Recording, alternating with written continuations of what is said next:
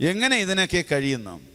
ഒരമ്മയുടെ വയറ്റിൽ ജനിച്ച് ഒരുമിച്ച് കളിച്ച് ചിരിച്ച് വന്ന സഹോദര ബന്ധങ്ങൾ മുറിച്ച് കളഞ്ഞിട്ട്, മതിലുകൾ കെട്ടിമുട്ടിച്ചിട്ട്, കൂടപ്പുറപ്പ് കണ്ണുനീരിൽ എങ്ങനെ മിണ്ടാതിരിക്കാൻ കഴിയുന്നു?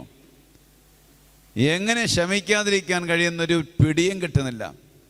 കഴിയണമായിരുന്നുവെങ്കിൽ ജോസഫിന് കഴിയണമായിരുന്നു. 17-ാമത്തെ വയസ്സിലാണ് ജോസഫ് സഹോദരങ്ങൾക്ക് ഭക്ഷണം കൊണ്ടു കൊടുക്കാനായിട്ട് ചെല്ലുന്നത്. സ്വപ്നക്കാരൻ വരുന്നത് എന്ന് പറഞ്ഞുകൊണ്ട് ജോസഫിനെ ആദ്യം കൊല്ലാനാണ് നോക്കുന്നത്. പിന്നീട് കൊല്ലാൻ നോക്കിയപ്പോഴത്തേന് കൊല്ലണ്ടെന്ന് ഒരാൾ പറയുമ്പോൾ പൊട്ടക്കിണറ്റിലേക്ക് എടുത്ത് തള്ളി. പാമ്പും പഴുതാരങ്ങളൊക്കെ ഉള്ള പൊട്ടക്കിണറ്റിൽ കിടന്നുകൊണ്ട് നിലവിളിച്ചപ്പോൾ സഹോദരന്മാരുടെ കാതുകൾ അടഞ്ഞുപോയി ആ നിലവിളി ഒന്ന് കേൾക്കാതിരിക്കാൻ വേണ്ടി. പിന്നീട് പൊട്ടക്കിണറ്റിൽ നിന്ന് പൊക്കിയെടുത്തിട്ട് 20 വെള്ളിക്കാശിന് അടിമയായിട്ട് വിറ്റ സമയത്ത് ഒരടിമയുടെ ഭീകരത മുഴുവൻ ജോസഫിന് അറിയാമായിരുന്നത് കൊണ്ട് വണ്ടി വളരെ ദൂരെ അകന്നുകൊണ്ടിരിക്കുമ്പോഴും ജോസഫ് കൈ നീട്ടിയിട്ട് ഇങ്ങനെ നിലവിളിച്ച് കാണും, അച്ചാച്ചന്മാരെ എന്നെ വിൽക്കരുതേ, എനിക്കെൻ്റെ പിതാവിനെ കാണണം, എനിക്ക് നിങ്ങളെ ഭയങ്കര ഇഷ്ടമാണെന്ന് പറഞ്ഞ് കരഞ്ഞു കാണണം. വർഷങ്ങൾ അങ്ങനെ ഏറെ കടന്നുപോയി. ഒരു പെൺകുട്ടിയുടെ കഴുത്തിലേക്ക് താലി കെട്ടിയ സമയത്ത് കൈവിറച്ച് കാണും എൻ്റെ വിശ്വാസം. 10-12 സഹോദരങ്ങളും പിതാവുമുള്ള ജോസഫ് അനാഥനെ പോലെ താലി കെട്ടിയതിൻ്റെ വേദന ജോസഫിനെ അറിയത്തോളും. ഒടുവിൽ ഒരു കുഞ്ഞ് ജനിച്ചു കഴിഞ്ഞപ്പോൾ ആ കുഞ്ഞിനെ എടുത്തുകൊണ്ട് ഉയർത്തിയിട്ട് ഇങ്ങനെ ജോസഫ് പറഞ്ഞു, എൻ്റെ വീടിനെക്കുറിച്ചുള്ള കഷ്ടപ്പാടിനെക്കുറിച്ചുള്ള ഓർമ്മകളെല്ലാം മറക്കാൻ ഞാൻ ഇവനെ മനാസേസ് എന്ന് പേരിട്ട്. കാരണം എന്താ? ഇന്ന് കാണാം നാളെ കാണാം എന്നുള്ള പ്രതീക്ഷ മുഴുവൻ അസ്തമിച്ചു പോയി. സാഹോദര്യ ബന്ധത്തിൻ്റെ എല്ലാ പ്രതീക്ഷകളും നഷ്ടപ്പെട്ടു.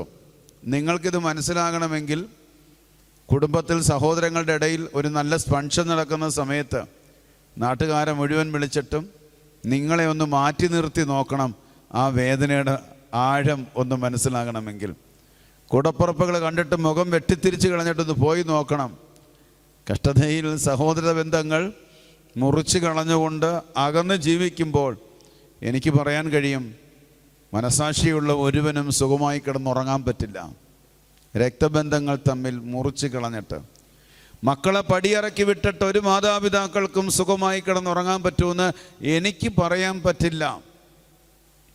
മാതാപിതാക്കളെ അനാഥാലയത്തിലേക്ക് തള്ളിയിട്ടിട്ട്, മാതാപിതാക്കളെ വഴിയിൽ ഇറക്കി വിട്ടിട്ട്, കൈകൊണ്ടും കാലുകൊണ്ടും മർദ്ദിച്ചിട്ട് തെറി പറഞ്ഞിട്ട് അവനും അവൾക്കും സ്വസ്ഥമായി കിടന്നൊന്നുറങ്ങാൻ പറ്റുമെന്ന് എനിക്ക് പറയാൻ പറ്റില്ല. കടൽ പോലെ ഇളകുന്ന തിരമാല പോലെ അവൻ്റെയും അവളുടെയും ഹൃദയത്തിൽ സ്വസ്ഥത നഷ്ടപ്പെട്ട് താളം തെറ്റിയ ജീവിതം പോലെയായിരിക്കും അവരുടെ ഓരോരുത്തരുടെയും ജീവിതങ്ങൾ. ജോസഫ് വർഷങ്ങൾക്ക് ശേഷം സഹോദരന്മാരെ കണ്ടുമുട്ടിക്കഴിഞ്ഞപ്പോൾ ജോസഫ് കരയാനൊരിടം തേടി. വെളിയിൽ പോയി അലമുറയിട്ട് കരഞ്ഞു. തിരിച്ചു വരും, ആരും കാണാതിരിക്കാൻ. വീണ്ടും കരയും, വീണ്ടും തിരിച്ചു വരും. ഒടുവിൽ ബെഞ്ചമിനെ ഇങ്ങനെ നെഞ്ചിനോട് ചേർത്ത് വെച്ചുകൊണ്ട് ബിതുമ്പി പറഞ്ഞു, ഇതെൻ്റെ അമ്മയുടെ മകനല്ലേ, ഇതെൻ്റെ അമ്മയുടെ മകനല്ലേ. ബെഞ്ചമിനും കരഞ്ഞു. ജോസഫ് കരഞ്ഞത് 20 വെള്ളിക്കാശിന് വിറ്റതിനെ ഓർത്തിട്ടല്ല, കൊല്ലാൻ നോക്കിയതിനെ ഓർത്തിട്ടല്ല. ജോസഫ് കരഞ്ഞത് പൊട്ടക്കിണറ്റിൽ തള്ളിയതിൻ്റെ കണക്ക് പറഞ്ഞിട്ടല്ല. ജോസഫ് കരഞ്ഞത് വർഷങ്ങൾക്ക് ശേഷം കൂടപ്പുറപ്പുകളെ തിരിച്ചു കിട്ടിയതിൻ്റെ സന്തോഷമാണ്. അടക്കാൻ പറ്റാത്ത വേദനയോട് പൊട്ടിക്കരഞ്ഞത്. സഹോദര ബന്ധങ്ങൾ തിരിച്ചു കിട്ടിയതിൻ്റെ സന്തോഷമാണ് നിലവിളിയായി ഉയർന്നത്. എൻ്റെ പൊന്നമ്മമാരെ, നിങ്ങൾ ഇനി കരയേണ്ടത് മക്കള് നിങ്ങളോട് ചെയ്ത ക്രൂരതയെ ഓർത്താകരുത്. മരിച്ചുപോയ ജീവിത പങ്കാളി പണ്ട് തന്ന പീഡകളെ ഓർത്തിട്ടുമാകരുത്. മാതാപിതാക്കൾ ചെയ്ത പ്രവർത്തികളുടെ ആഴത്തെ ചൂണ്ടിക്കാട്ടിയുമാകരുത്. നിങ്ങൾ കരയേണ്ടത് എന്താണെന്നറിയോ? അകന്നുപോയ ബന്ധങ്ങളെ തിരിച്ചു പിടിക്കുമ്പം തിരിച്ചു കിട്ടിയതിൻ്റെ സന്തോഷമായിരിക്കണം കരച്ചിലായി മാറേണ്ടത്. ആ ആനന്ദമായിരിക്കണം നിലവിളിയായി മാറേണ്ടത്. അമ്മേനെയും അപ്പനെയും പടിയിറക്കി വിട്ടിട്ട് ഈ ലോകത്തിൻ്റെ സന്തോഷത്തിൽ കഴിയുന്ന മക്കളെ തിരിച്ചു കിട്ടിയതിൻ്റെ ആനന്ദമായിരിക്കണം.